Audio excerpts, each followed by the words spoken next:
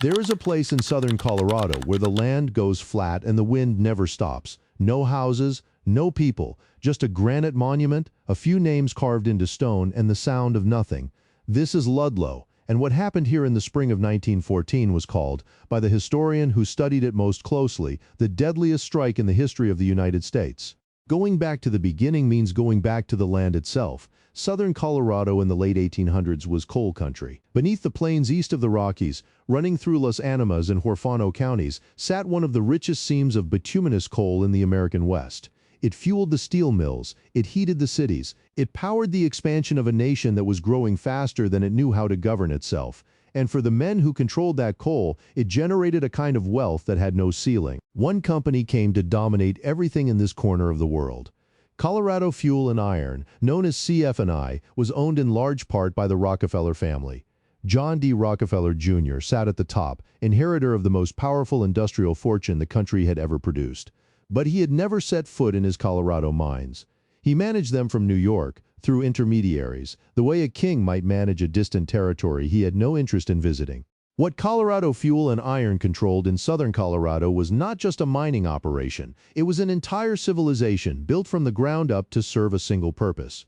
The company owned the mines, yes, but it also owned the towns around them. It owned the houses the miners lived in, the stores where they bought their food, the saloons where they drank, the doctors who treated them, the schools their children attended. It owned the roads between the camps, and it employed the men who policed those roads.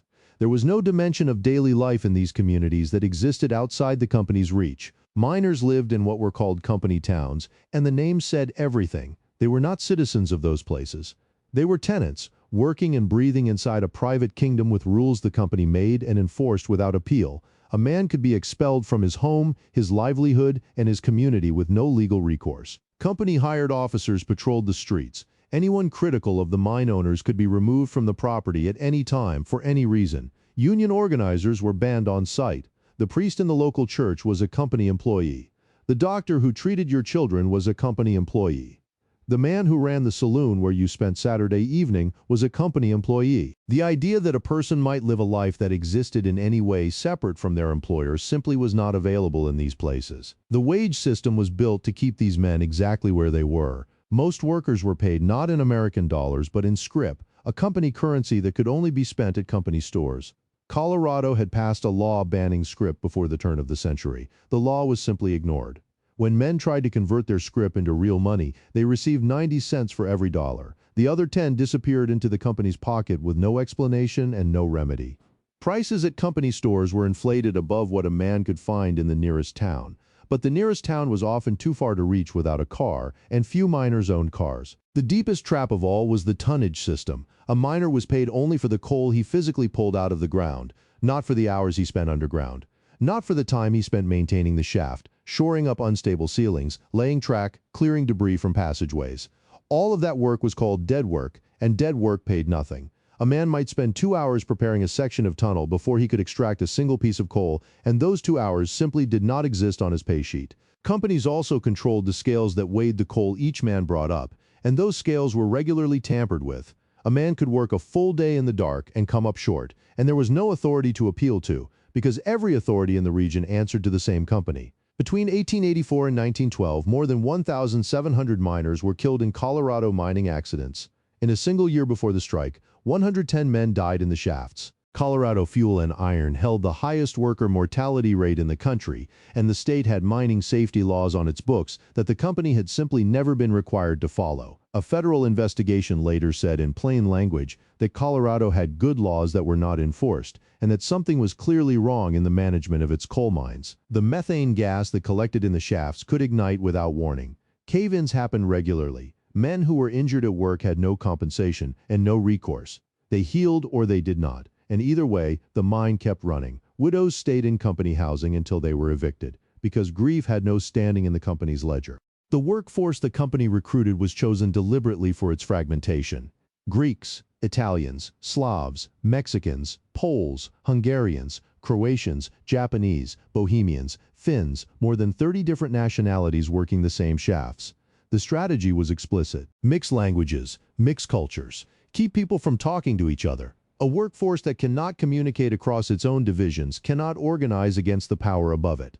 For years, that strategy worked. By the early 1900s, the United Mine Workers of America had been trying to organize the southern Colorado coalfields for over a decade. Men who showed sympathy for the Union were blacklisted, their names passed between companies so that no operator would hire them. In August of 1913, a Union organizer named Gerald Lippiatti was shot dead on a street in Trinidad by detectives employed by the Baldwin Felts Agency, a private security firm that Colorado Fuel and Iron had retained to manage what the company called labor relations.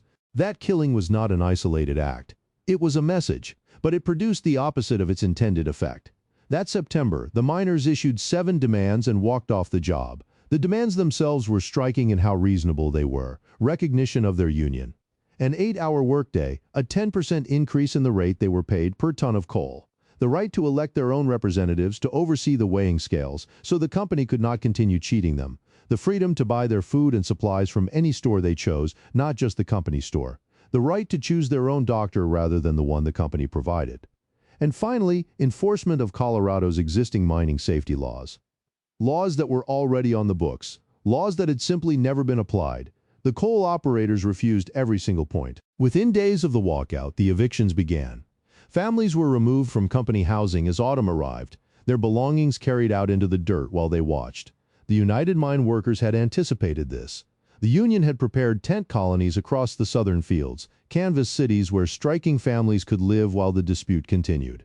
At a place called Ludlow, 12 miles north of Trinidad, the largest of those colonies took shape on the open plain. Within weeks, more than 1,200 men, women, and children were living there in rows of canvas tents set on wooden platforms.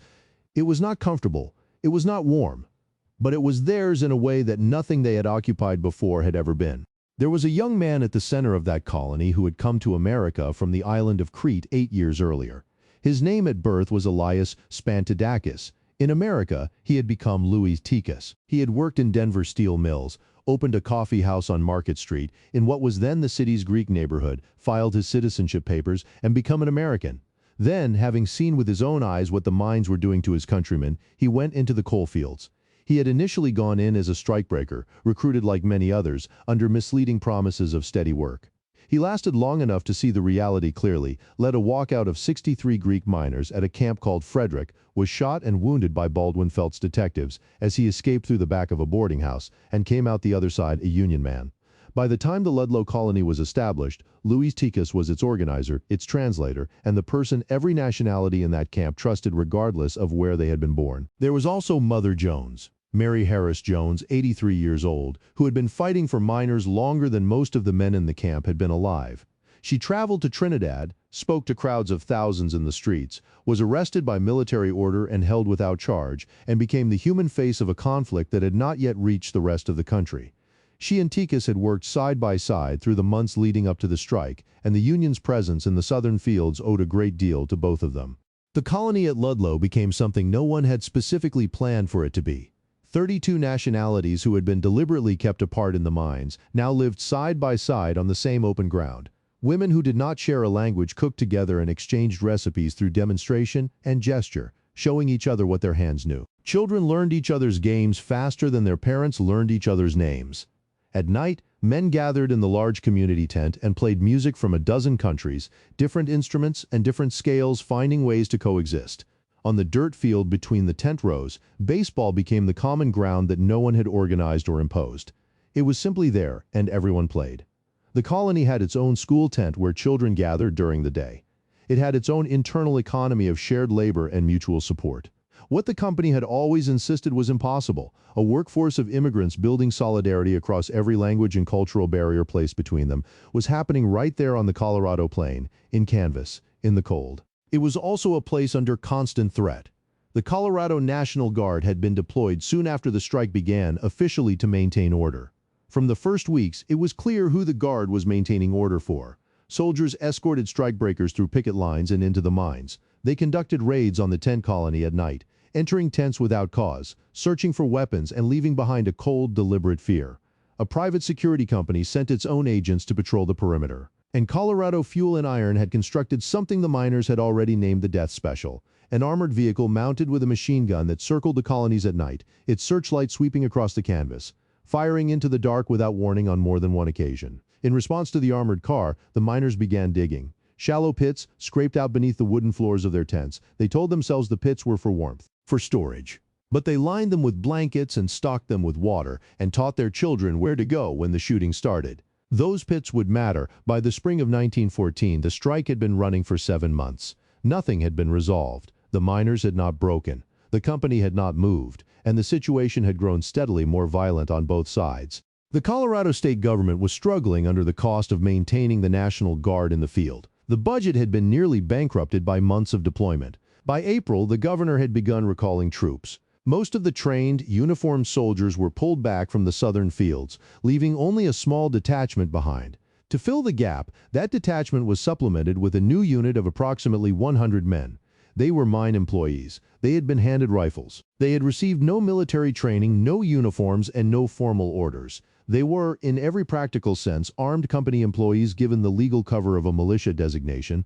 Both the miners and the Guard understood this change the same way. Something final was being prepared.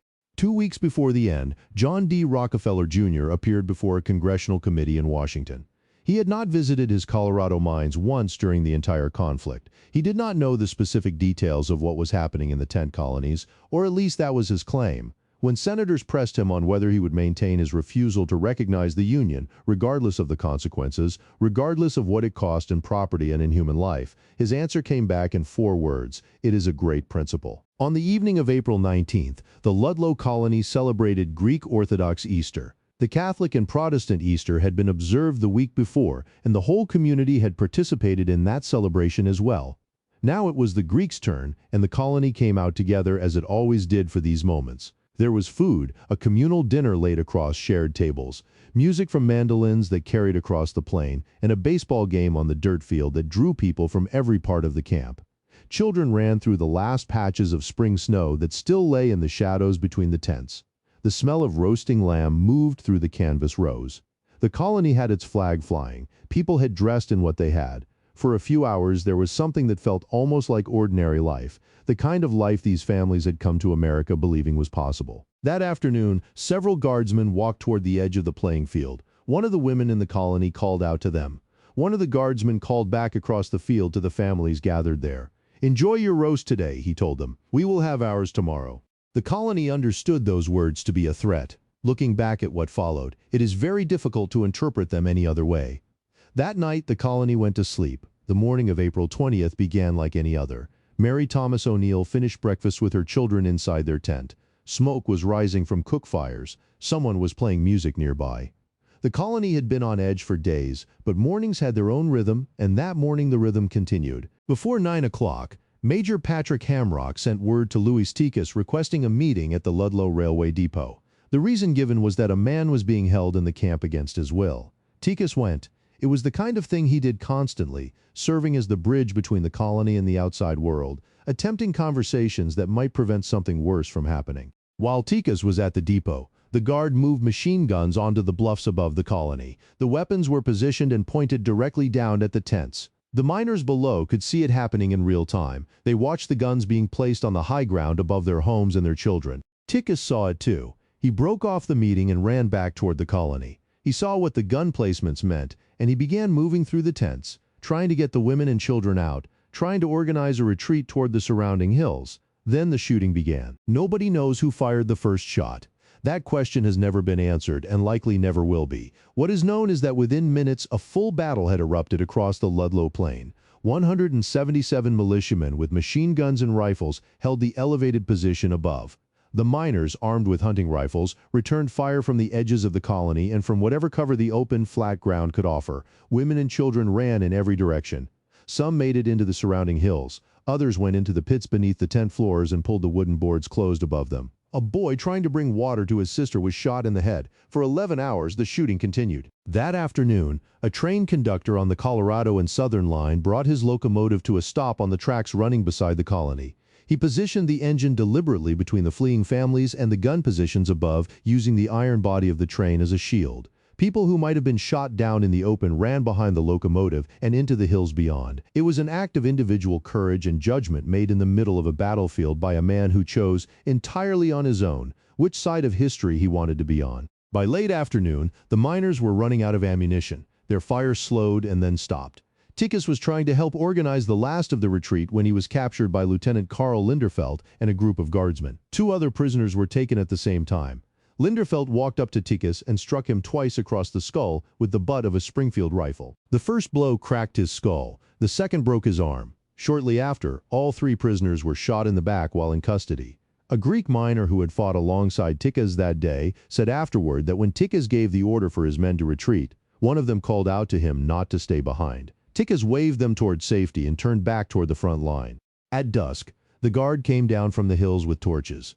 They moved through the colony tent by tent, systematically, setting each one alight. The canvas burned fast. The wooden platforms caught. The fire moved through the rows in minutes, consuming everything that 1,200 people had built across 7 months of winter, and refusal and cold and hope. Beneath one burning tent, in a pit that 4 women and 11 children had climbed into that morning, the fire took the oxygen from the air.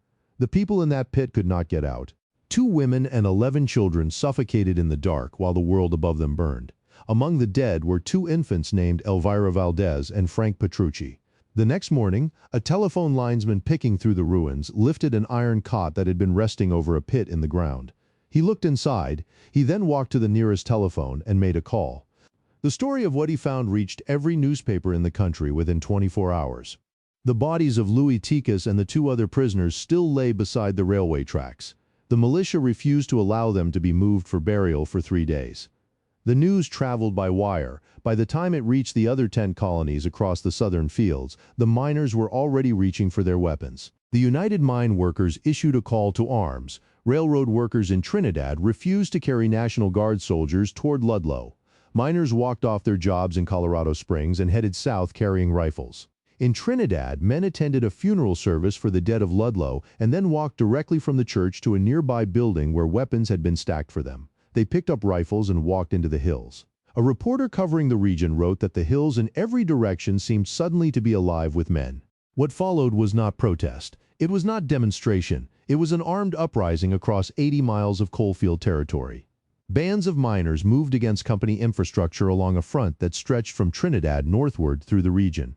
Mines were seized, tipples were dynamited, buildings were burned, company guards and strikebreakers were killed. At the Forbes mine, miners assaulted the facility in a pitched battle that left 10 men dead and the entire operation destroyed. Strikers took and held territory across 2 counties. Hundreds of armed Greek miners were marching toward Trinidad from distant camps to reinforce their countrymen.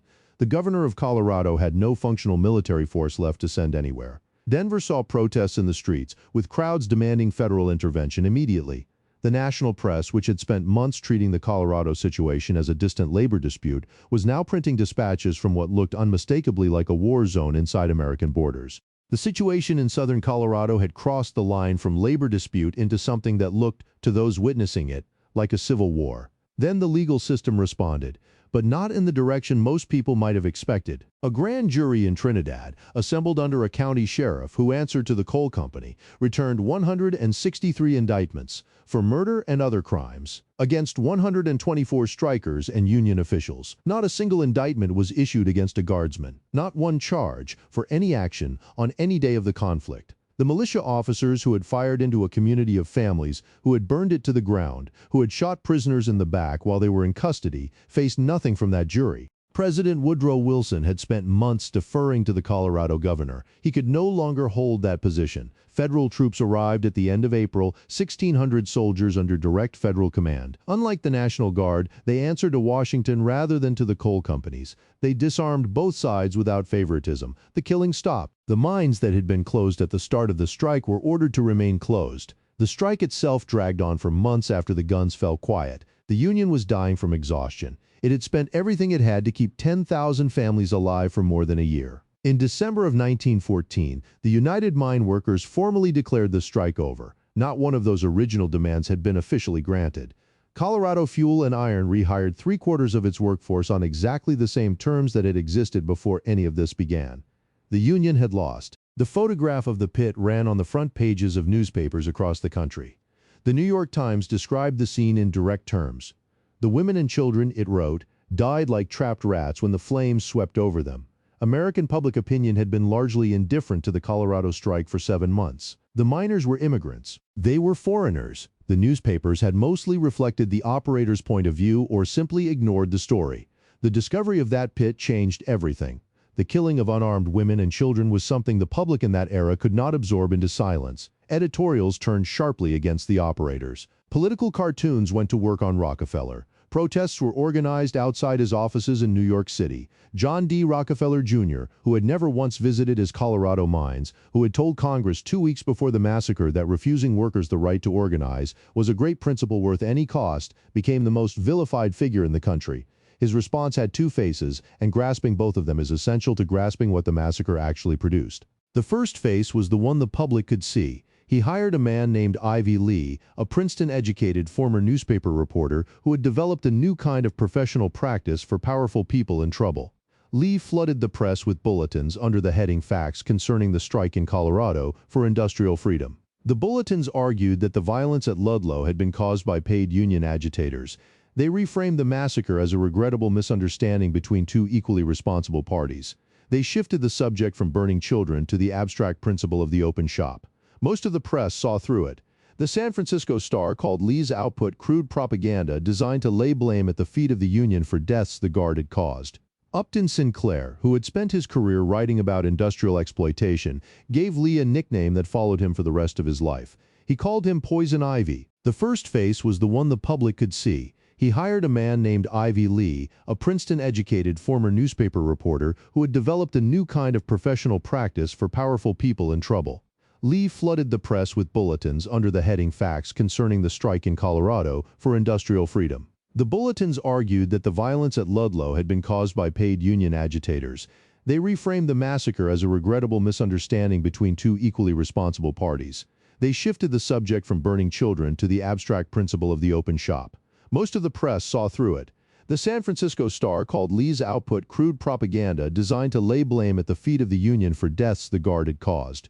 Upton Sinclair, who had spent his career writing about industrial exploitation, gave Lee a nickname that followed him for the rest of his life. He called him Poison Ivy. They were foreigners. The newspapers had mostly reflected the operator's point of view or simply ignored the story.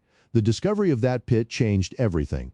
The killing of unarmed women and children was something the public in that era could not absorb into silence. Editorials turned sharply against the operators. Political cartoons went to work on Rockefeller. Protests were organized outside his offices in New York City. John D. Rockefeller Jr., who had never once visited his Colorado mines, who had told Congress 2 weeks before the massacre that refusing workers the right to organize was a great principle worth any cost, became the most vilified figure in the country. His response had two faces, and grasping both of them is essential to grasping what the massacre actually produced. The second face was strategic, and in many ways more consequential. Rockefeller brought in a Canadian named Mackenzie King, a former labor minister who would later become Prime Minister of Canada, to design a new approach to worker relations.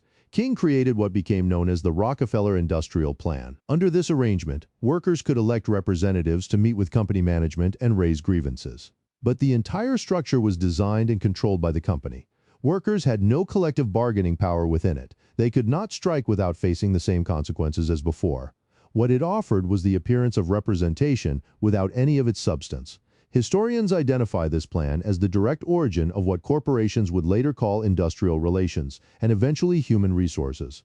The Ludlow Massacre did not convince Rockefeller to share power with his workers. The federal investigation went forward regardless. The Commission on Industrial Relations spent months taking testimony and published findings that ran to 1,200 pages. It concluded that the coal operators bore direct responsibility for the conditions that had produced the strike and the violence that followed.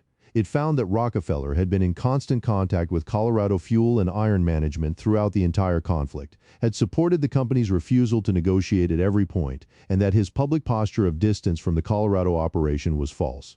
The commission's chairman described what had existed in the southern Colorado coal fields as a revolt by whole communities against economic, political, and social domination. The accountability that followed was almost nothing. Lieutenant Carl Linderfelt, who had broken Louis Tikas's skull with a rifle butt and in whose custody Tikas had been shot in the back, was found guilty of assault. He received no prison sentence. No military officer was ever convicted of a crime related to the deaths at Ludlow. No company official faced criminal charges of any kind. The 163 indictments against the striking miners were quietly dropped over the months that followed.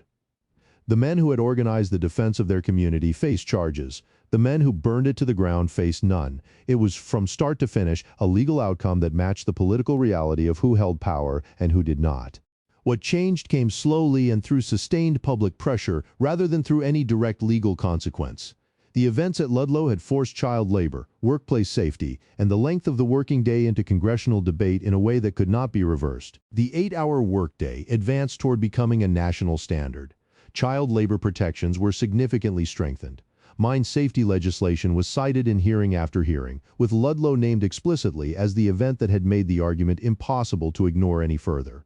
These changes did not arrive all at once or without resistance. They came across the following 2 decades and reached their fullest expression through the labor legislation of the 1930s. The connection between what happened in that pit on the Colorado Plain and the protections that workers now take for granted is not a straight line, but it is real and traceable. Louis Tikas was buried on April 27th, 1 week after the day he died.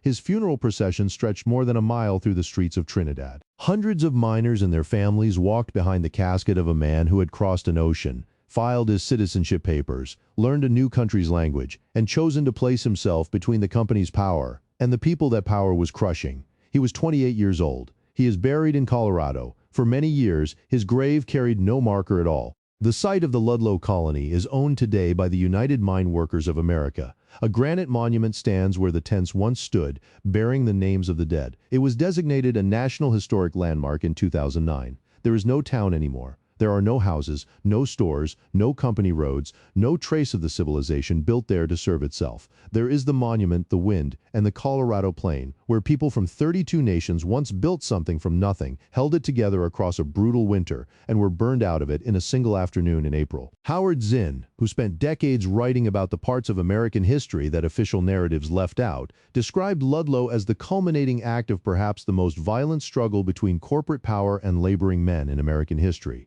He was not prone to overstatement. He chose those words carefully, and the record supports them. The struggle was over wages, over the right to be paid for your time, over the right to shop somewhere other than your employer's store, over the right to know that the scales weighing your labor were honest, over the enforcement of laws that already existed and simply had never been applied.